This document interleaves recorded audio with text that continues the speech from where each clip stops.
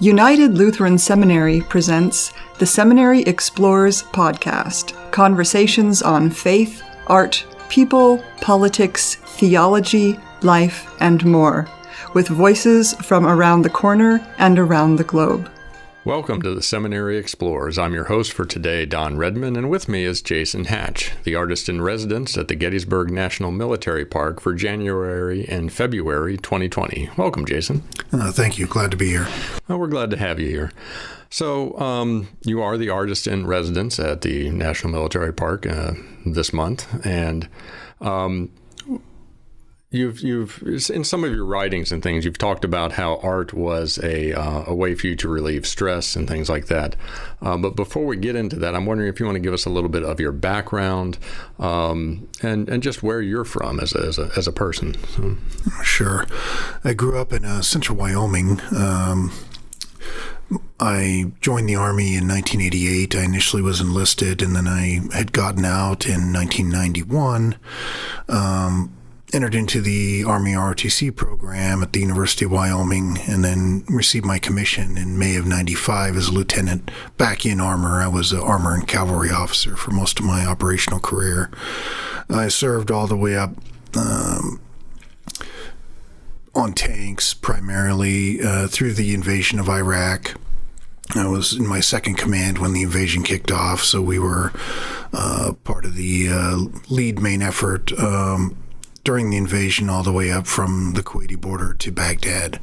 And then I changed command in Baghdad. And then I left the operational world and became was nominated for a defense attaché position. So I went to work for the Defense Intelligence Agency and the Secretary of Defense's office as a military attaché in sub-Saharan Africa, which was my geographic area of choice. And then I served the last 8 years there in several African countries, primarily West Africa. Okay. Can you explain what the basic role of a military attaché is? Sure. You have a lot of bosses. You work for the ambassador. You advise the ambassador on all military matters. You work for the Secretary of Defense, and you have a representational function for him or her with the host nation military and other multilateral engagement opportunities. You also administer security assistance programs. So, my office would run HIV/AIDS programs. We would build clinics and testing programs.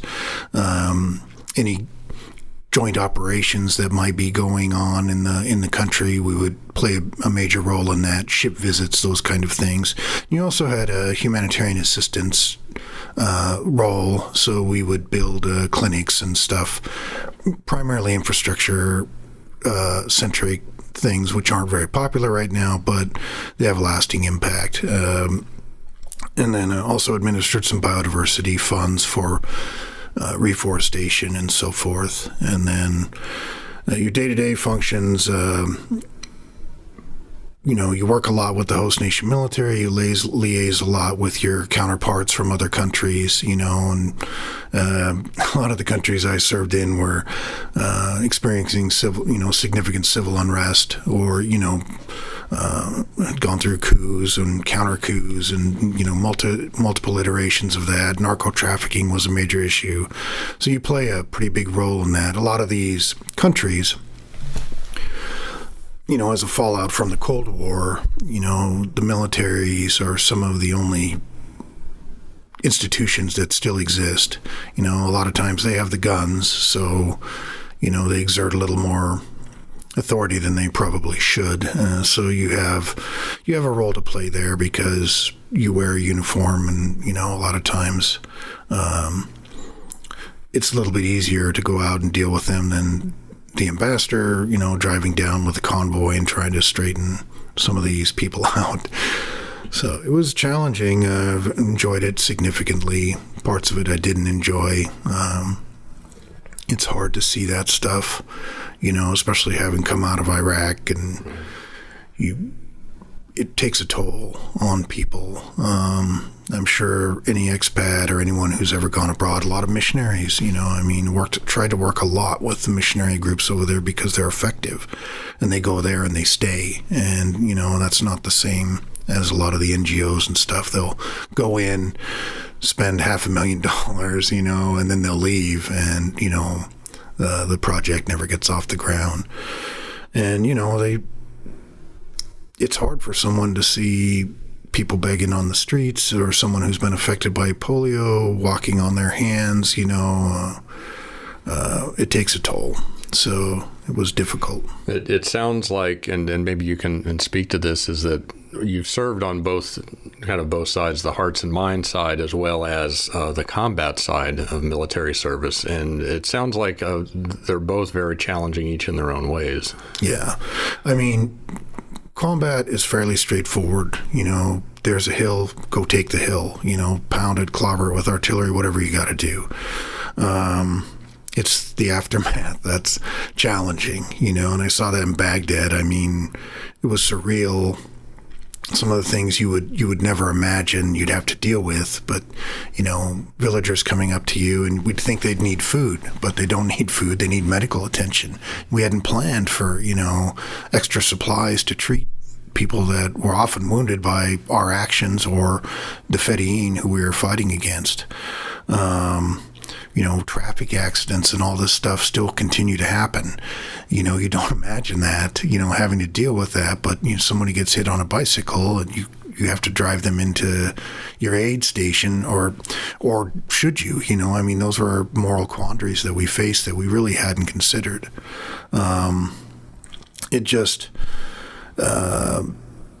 It was challenging, but the aftermath part is a lot harder. And that actually lended itself pretty well to what I did as an attaché, because it was strengthening, you know, the democratic process, and, you know, trying to develop a professional military that is under civilian control and, you know, respects the Constitution, which I think we've done a pretty good job of in our military, and then kind of setting an example and maybe helping where you can. And it was helpful growing up where I grew up in Wyoming, because my cousins had lived out on the reservation. We lived right it's technically on the Wind River Reservation. My grandfather had actually sheltered there during the Depression and made it through the Depression making silver belt buckles and stuff. That he was Navajo. So you can't help but grow up on a reservation. You know, any thoughts of racism or bigotry or whatever kind of get beaten out of you at the bus stop. So, you know, I think that made working with Africans a little easier for me, if that makes sense. So when you retired, you kind of continued this, because then you went into working with human trafficking in Africa. Well, I mean, I had to overcome a real drinking problem first. To be honest, in fact, they would probably need to create a new word other than drunk to describe what I was. I was a wreck when I retired, and, you know, it took me a year and a half to pull myself together. I bought an RV and went on the road, you know, for a year and a half, just trying to rediscover my own country. I'd lived abroad for so long. And anyway, I cleaned myself up, got my head screwed on straight, and I'd met a really amazing group of people, senior academics, and, you know, some folks that I had worked with in Africa, and a human rights attorney, and my old boss from the intelligence agency, and we kind of put together a consulting group that focused on macro disaster resilience, so looking at, you know, regional issues like the tsunami and, you know, the southeastern Pacific, and other problems like human trafficking. This is something that I run across in Africa, and I did my thing, and I wrote a report, and you send it back on a classified channel, and you just assume that there's an office full of suits in Reston or Clarendon or Langley, then they're going to run out and take care of it. And then you realize that there is no office, and, you know, it's just good to know information for people in Washington. Nobody's really tackling it, with the exception of a lot of the faith-based groups, some good NGOs that are out there. Law enforcement, you know, would gladly tackle it, but you know, who thought you'd be dealing with slavery in the 21st century? I mean, I certainly didn't. So a lot of my work was still in Africa, Francophone Africa. I speak French. Never write that on your reports when you join the military. It'll come back to bite you. But a lot of my work would take place in the early morning, and I had rented an office in Winchester and was working out of the office. You can only read so many books and watch so many movies at night when you're waiting to do Skype calls with partners, because of the time difference. So I started making art, painting, sculpting. I have no training, and I do not consider myself an artist. I consider myself, a dabbler and a scribbler. But I found a real release there and a lot of healing power in it, just being occupied with that kind of stuff. So decided to go back to school just to get a fine arts degree, just a associate's degree at the local college there where I was living in Winchester, and just ran into a real amazing group of professors and, artists and writing professors. And then my focus kind of shifted to writing over the last year. So got into film through writing scripts. And then now I've embarked on writing a play, again, with a purpose, with the hopes of highlighting issues that, I ran across while I was in Africa and the Middle East. And, this one is about child soldiers. So it's very good therapy. And there are a lot of great groups out there that are helping out veterans, to kind of overcome PTSD or whatever they're dealing with. And art's a great way to do it. Okay. And the play that you're working on, I believe it's called Rope Tension, is Yes. that correct? And that's going to be part of your installment here at the National Military Park. Yes. And I guess you want to tell us a little bit about that? Sure. Rope tension, that's the name of the drums that they carried in the Civil War. They had rope bound around the skins, and so I chose that because it's emblematic of the play. I came up with the idea for it when I was actually at Antietam. I was there in an evening and sitting below a bluff where the Burnside Bridge is, and just imagined, what it would be like after the battle during the night for a child who had witnessed everything, the slaughter that had gone on during the day, and then trying to process all of that at night.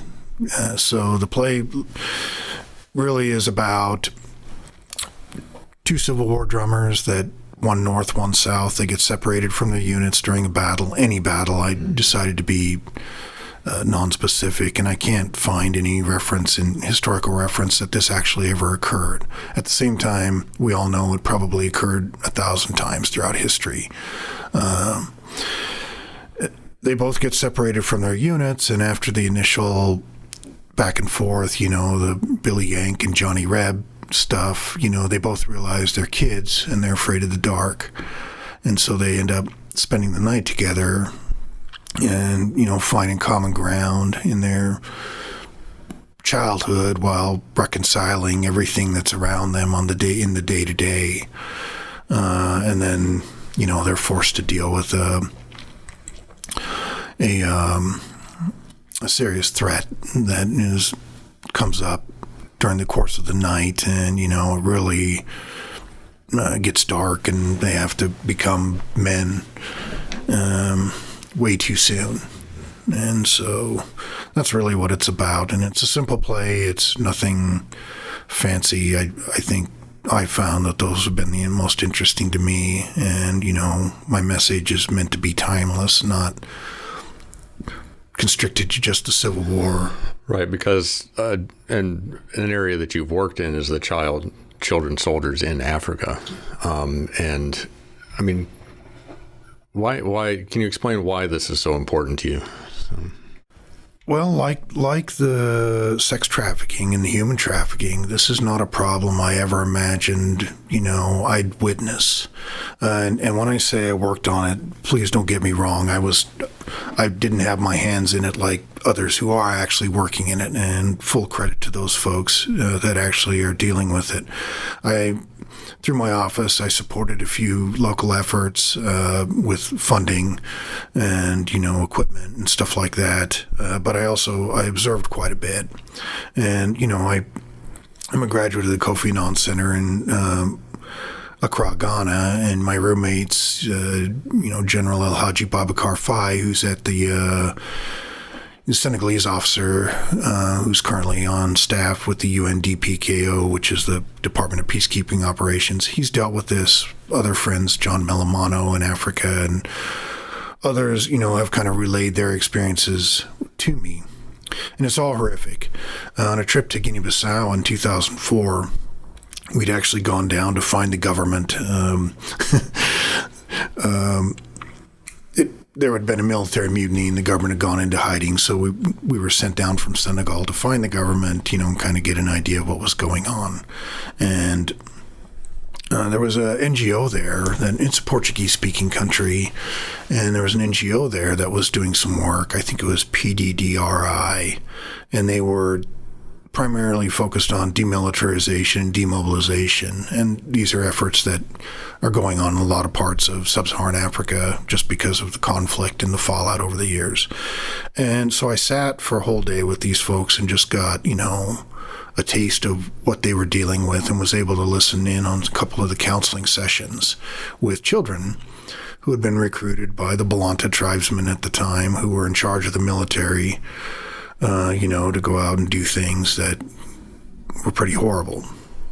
And again, up until I went to war, you'd read stories about Johnny Clem and, other people, who joined the military at a very early age, snuck in or whatever, and you kind of idolize them, and they're mythologized in our society, not just our culture, but you see it in Europe, you see it in Africa, you see it everywhere, as people who, heard the clarion call and went to war way before their time, and oh, how patriotic.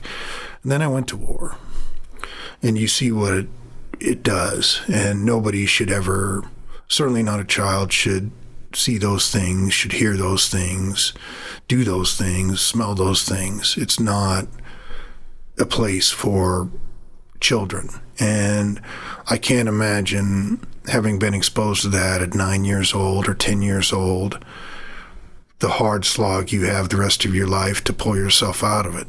So while my play is set during the Civil War, my intent is that it has a contemporary message that goes beyond that, and that these efforts to keep children out of conflict areas and situations like that as much as we possibly can, they should be supported. And good people who are capable, if they're looking for something to do with their lives, that's a worthy endeavor. Well, would you like to read a little bit of your play for us? Sure. This is from my very recently crafted second act. It's the first scene, and I'm introducing the antagonist into the script. So the scene is midnight. There's a campfire below a steep bluff, and it's the night after a fierce battle. Two drummer boys, one north, one south, they've become separated from the units and have fallen down the bluff. They're sharing a fire for the night. A loud thrashing and grunting is heard. A stranger is running down the bluff, trips and falls, and strikes his head on a rock. He staggers into the firelight and collapses.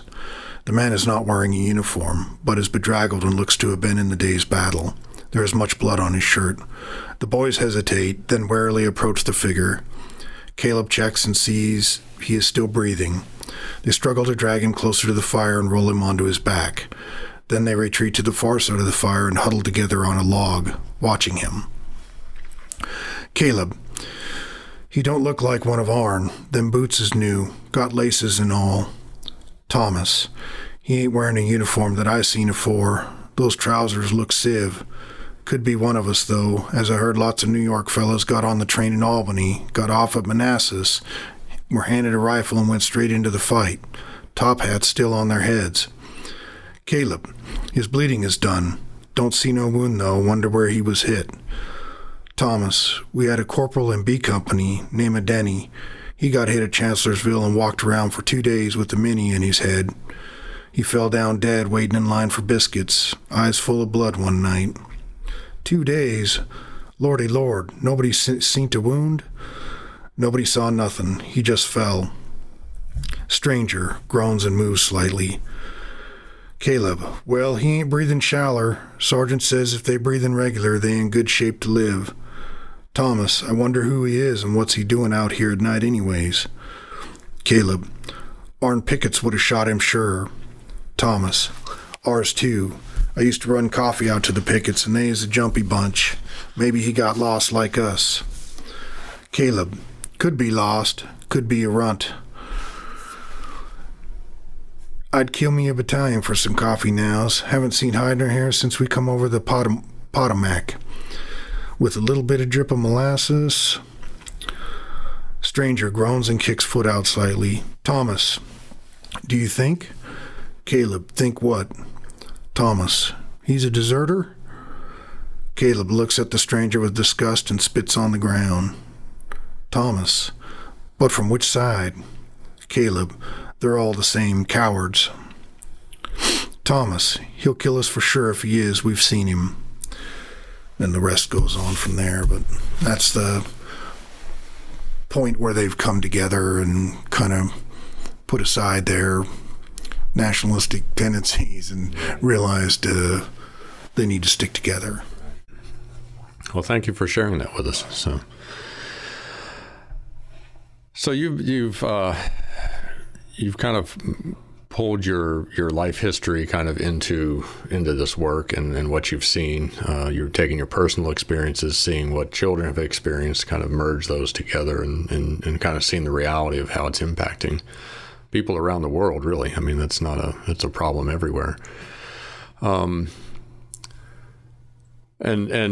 again, we can see, I think, why art became important, a way to start to work through these experiences and what you've had to face in your life. So. That's very true. It's, I've done a couple different programs that, one at VCU, sponsored by Creative Vets, and screenwriting workshops and stuff. And the veteran community, I think there's like this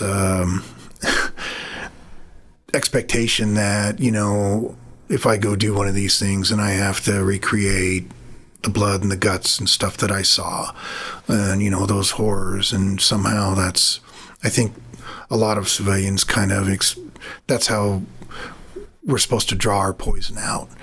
And maybe that's true for a lot of folks, but for me, I'm choosing kind of the oblique, I guess, so I don't honestly need to revisit the invasion of Iraq, and the things that happened there to treat my depression or whatever you want to call it. I can work on beautiful things or, informative things and things that, have a strong moral message from the side. And that's what I'm doing with this play. And really with a lot of my art is it's not focused on the blood and guts. I'm not sure. I know there's an appetite for that, but it's not an appetite I want to feed. If that makes sense. Yeah, very much so. I don't think we can promote essentially peace by glorifying the horrible things that happen in life. I mean, we have to acknowledge them, we have to face them, but we don't have to glorify them, I think. And I think that can be very important. So. Well, I think we've had a pretty good discussion today. I really appreciate you coming in and sharing with us. I do want to offer you Seminary Ridge Museum here on the Gettysburg campus, 2 tickets to go tour that, including the cupola tour. So you can stand where Buford stood and take a look around town. So, And we have been talking today with Jason Hatch, the artist in residence at the Gettysburg National Military Park for January and February of 2020, and the author of Rope Tension, which you read a little bit for us. And thank you for being with us today. Thank you very much. You have been listening to The Seminary Explores, a production of United Lutheran Seminary with campuses in Gettysburg, Pennsylvania, and Philadelphia, Pennsylvania. We invite you to visit our website at unitedlutheranseminary.edu. Opinions expressed on this program are not necessarily those of United Lutheran Seminary or the Evangelical Lutheran Church in America.